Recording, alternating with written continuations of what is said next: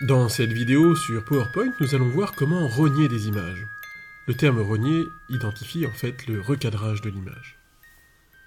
Alors, quand vous avez choisi l'image à travailler, par exemple celle-ci, je clique sur cette image pour l'enclencher et pour afficher mon ruban Outils images. Grâce à l'onglet Mise en forme, je vais trouver toutes les options disponibles pour travailler sur mes images. Vous devriez observer à droite de ce ruban le bouton ici Rogner.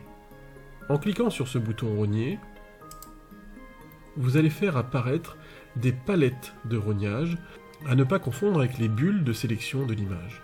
Ces palettes noires de rognage vous permettent de travailler verticalement, horizontalement ou selon les deux axes en fonction de la palette que vous choisissez. Ici, je vais demander un recadrage vertical et grâce à cette palette verticale, on voit d'ailleurs que le curseur de la souris se transforme dès que vous êtes sur la palette de rognage. Je peux cliquer, maintenir le clic et glisser ici pour avoir le recadrage ou le rognage qui m'intéresse. En relâchant la palette, le logiciel me montre effectivement la partie qui sera conservée et aussi dans sa partie grisée, la partie qui sera rognée.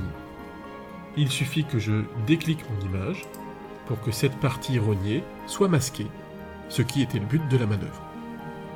Alors, contrairement à un recadrage classique, l'intérêt du rognage, c'est qu'il vous propose de pouvoir retrouver les parties cachées.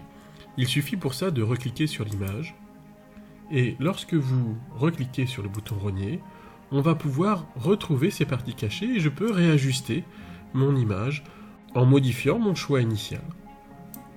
Une fois que je l'ai fait, je redéclique mon image, et la nouvelle partie cachée se masque. Je n'ai pas donc perdu de pixels sur cette image lors du rognage.